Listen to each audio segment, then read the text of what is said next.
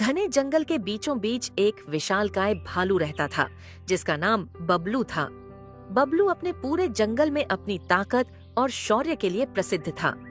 जंगल के अन्य जानवर जब भी उसे देखते तो उनके रोंगटे खड़े हो जाते। उसकी लंबी घनी कोट और मजबूत पंजों की ताकत उसे जंगल का सबसे बड़ा और शक्तिशाली प्राणी बनाती थी। बबलू की दिनचर्या हर रोज एक जैसी होती।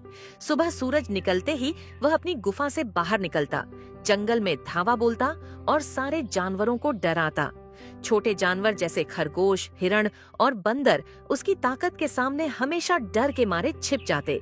बबलू का विश्वास था कि जंगल का राजा वही है और कोई भी उसके बराबर नहीं हो सकता। मैं ही इस जंगल का असली राजा हूँ, कोई मुझे चुनौती नहीं दे सकता। बबलू अक्सर खुद से यही कहता।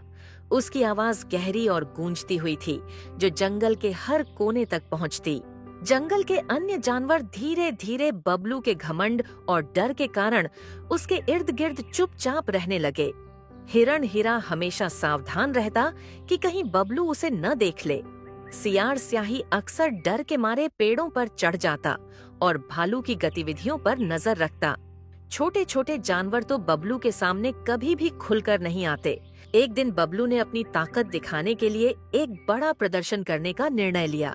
उसने जंगल के सारे जानवरों को बुलाया और कहा, सुनो सब जानवरों, आज मैं दिखाऊंगा कि इस जंगल का असली राजा कौन है। कोई भी मुझे चुनौती नहीं दे सकता। जो भी मुझसे सामना करेगा वह मेरी ताकत का अनुभव करेगा। जानवर डर के मारे एक दूसरे की ओर देखते रहे। हिरा ने सोचा, अगर मैं सामने आया तो बबलू मुझे घायल कर सकता है, लेकिन अगर मैं भागा तो यह और भी घमंडी बन जाएगा। बबलू ने अपने विशाल पंजों को जमीन पर जोर से पटकते हुए कहा, मैं इस जंगल में किसी से डरता नहीं। देखो मैं कितना शक्तिशाली हूँ। फिर उसने अपने दांत दिखाए और अपनी गहरी गरज के साथ जंगल में गूंज फैल गई। छोटे जानवर कांप उठे। बबलू का घमंड हर दिन बढ़ता जा रहा था और उसकी यह आदत धीरे धीरे जंगल के वातावरण को बदल रही थी। लेकिन जंगल में एक जानवर ऐसा भी था जो भालू के घमंड से डरता नहीं था। वह थी लोमड़ी चमकी। चमकी तेज और चालाक थी। उसने दूर से बबलू के व्यवहार को देखा और सोचा, यदि मैं अभी कुछ नहीं करूंगी तो बबलू का घमंड जंगल के सभी जानवरों के लिए खतरा बन जाएगा। चमकी ने धीरे धीरे अन्य जानवरों से बात शुरू की। उसने उन्हें समझाया कि डर के आगे जीत नहीं होती। हमें अपनी चतुराई और समझदारी का इस्तेमाल करना होगा। बबलू की ताकत भले ही बड़ी है, लेकिन उसका घमंड उसकी कमजोरी है। इसी बीच बबलू ने जंगल के मध्य में विशाल पत्थर पर चढ़कर घोषणा की, मैं सबसे ताकतवर हूँ, कोई मेरे जैसी ताकत दिखा सकता है क्या? जानवरों की भीड़ में स्याही सियार ने धीरे से कहा, हमें अब और नहीं डरना चाहिए। हमें किसी दिन बबलू को उसका घमंड दिखाना होगा। लेकिन बबलू ने उनकी बातें सुनते ही एक तेज दहाड़ भरी और जंगल में गूंजते हुए कहा, सुन लो, जो भी मुझसे डरेगा वह सुरक्षित रहेगा और जो मुझसे भिड़ेगा उसकी हालत बहुत खराब होगी। जंगल में उसका यह घमंड इतना बढ़ गया कि अब कोई भी जानवर खुलेआम घूमने की हिम्मत नहीं कर पा रहा था। हिरण, हिरा और सियार स्याही जैसे जानवर अपनी दैनिक गतिविधियों भी डर के कारण बदलने लगे। अब जंगल की हवा में डर की गूंज थी और बबलू का नाम हर तरफ डर और शक्ति का प्रतीक बन चुका था। लेकिन लोमड़ी चमकी ने यह तय कर लिया कि वह भालू के घमंड का अंत करेगी। उसने अपने दिमाग की चतुराई और चालाकी से योजना बनाना शुरू किया। बबलू जितना बड़ा और ताकतवर है उतना ही घमंडी है और घमंड सबसे बड़ी कमजोरी है। मुझे बस उसका घमंड उसके ही खिलाफ इस्तेमाल करना होगा। जंगल में भालू बबलू का घमंड दिन ब दिन बढ़ता जा रहा था। छोटे जानवर उसका सामना करने से डर रहे थे और जंगल की हर छोटी छोटी गतिविधि अब डर के साए में चल रही थी।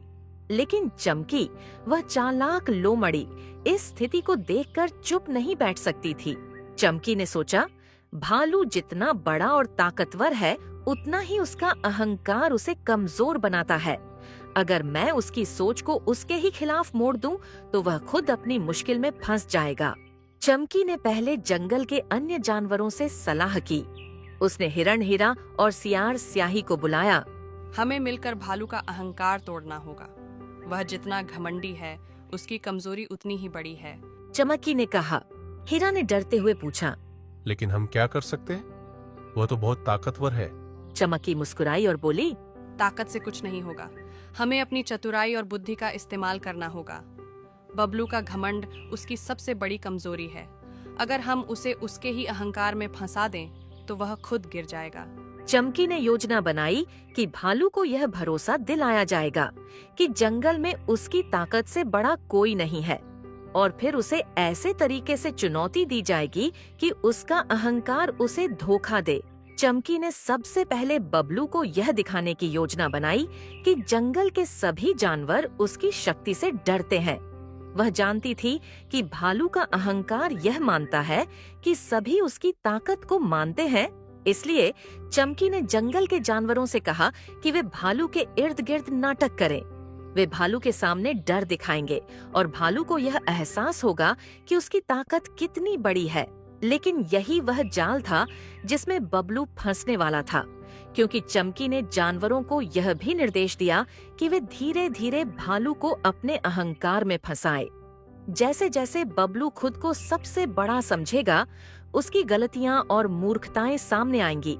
चमकी ने एक और योजना बनाई, भालू को चुनौती देना। वह जानती थी कि भालू के अहंकार को चोट पहुंचाने का सबसे आसान तरीका है उसे अपनी ताकत साबित करने के लिए उकसाना।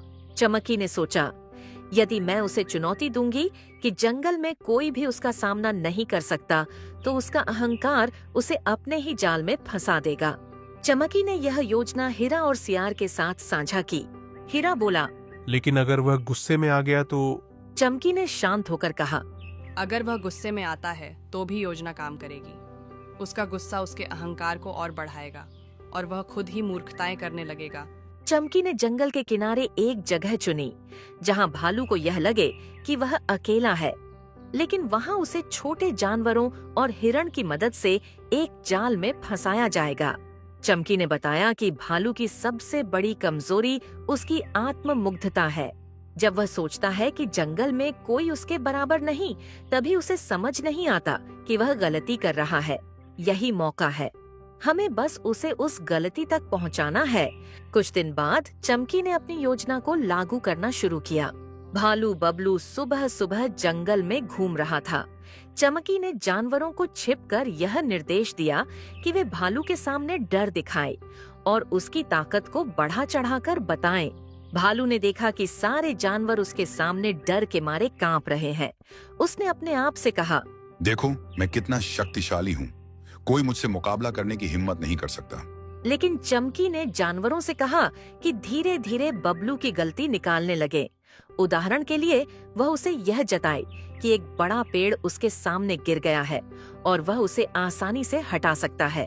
बबलू ने गर्व से अपने पंजे मारे और पेड़ को हटाने की कोशिश की, लेकिन पेड़ भारी था और बबलू का संतुलन बिगड़ गया। वह गिर पड़ा। जंगल के जानवर उस पल को देखकर हंसने लगे, लेकिन वे डर के कारण जल्दी छिप गए। बबलू का अहंकार चोट खाया और वह गुस्से में आग बबूला हो गया। चमकी ने देखा कि योजना सफल हो रही है। उसने सोचा, अब अगला चरण शुरू करने का समय है। भालू को पूरी तरह से अपने अहंकार में फंसाना होगा ताकि वह खुद ही अपनी मूर्खताएं दिखाए। चमकी ने बबलू को चुनौती देने का निर्णय लिया। वह जानती थी कि भालू का अहंकार उसे उकसाएगा। वह धीरे धीरे बबलू के सामने आई और बोली, बबलू, तुम्हारी ताकत तो सभी जानते हैं, लेकिन क्या तुम वास्तव में जंगल का सबसे समझदार और सबसे चतुर भी हो? भालू ने गर्व से कहा। सभी ताकतवर हैं, लेकिन कोई भी मुझसे तेज या चतुर नहीं हो सकता। चमकी मुस्कुराई और बोली, तो चलो दिखाते हैं कि तुम्हारी चतुराई भी कितनी है। अगर तुम वास्तव में सबसे बड़े हो तो मेरे इस पहेली को हल करो। भालू ने गर्व से अपनी छाती फुलाई। मैं किसी भी पहेली का हल निकाल सकता हूँ, दिखाओ। चमकी ने जानबूझकर पहेली थोड़ी मुश्किल बनाई। भालू ने उसे हल करने की कोशिश की, लेकिन उसकी सोच अहंकार और घमंड में फंसी हुई थी। वह गलत निर्णय लेने लगा। हर गलती के साथ बबलू का अहंकार और बढ़ता गया, लेकिन उसे यह नहीं पता था कि वह खुद ही अपनी कमजोरी दिखा रहा है। इस प्रकार चमकी की योजना धीरे धीरे काम कर रही थी। बबलू का अहंकार उसे अपने ही जाल में फंसा रहा था। जंगल के जानवर धीरे धीरे समझने लगे कि भालू की शक्ति के पीछे उसका अहंकार ही उसकी सबसे बड़ी कमजोरी है। जंगल में बबलू भालू का अहंकार दिन ब दिन बढ़ता जा रहा था। हर जानवर उसके डर और शक्ति का सम्मान कर रहा था, लेकिन चमकी, वह चालाक लोमड़ी, अपनी योजना के अनुसार हर कदम पर उसकी कमजोरी का फायदा उठा रही थी। भालू अब केवल अपनी ताकत पर विश्वास नहीं करता था, बल्कि वह यह सोचने लगा था कि उसकी हर चाल और हर निर्णय सही है। उसे नहीं पता था कि उसके इर्द गिर्द सभी उसकी मूर्खताओं का पर्दाफाश करने के लिए जाल बिछा रहे हैं। एक दिन बबलू जंगल में सबसे ऊंचे पहाड़ की चोटी पर चढ़ा। उसने सोचा, अगर मैं यहाँ से जंगल का नजारा देखूं, तो सभी जानवर मेरे सामने झुकेंगे। इससे मेरा अहंकार और भी बढ़ेगा। लेकिन चमकी ने पहले ही वहाँ योजना बना रखी थी। उसने जंगल के जानवरों से कहा, जब वह चोटी पर पहुंचे तो पेड़ों और पत्थरों के पास छिप जाओ, और जैसे ही वह संतुलन खोए, उसे पकड़ने की बजाय उसे उसकी गलती दिखाओ। भालू चोटी पर पहुंचा और जंगल के नजारे को देखकर गर्व करने लगा। उसने अपनी ताकत का प्रदर्शन करने के लिए बड़ी चाल चली और एक बड़े पत्थर को उठाने की कोशिश की, लेकिन उसकी भारी ताकत और अहंकार ने उसे संतुलन खोने पर मजबूर कर दिया। वह धीरे धीरे गिरने लगा और ठीक उस समय चमकी ने एक तेज आवाज में कहा, अरे बबलू, ध्यान से। भालू डर के मारे रुक गया, लेकिन अब उसे एहसास हो गया कि उसके अहंकार ने उसे मूर्ख बना दिया। वह गुस्से में गरजता हुआ नीचे उतरने लगा।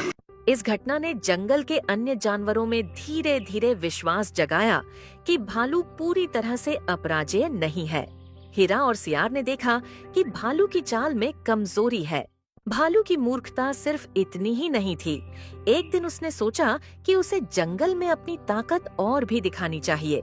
उसने कहा, मैं सभी जानवरों को दिखाऊंगा कि मैं सबसे बड़ा और सबसे ताकतवर हूँ।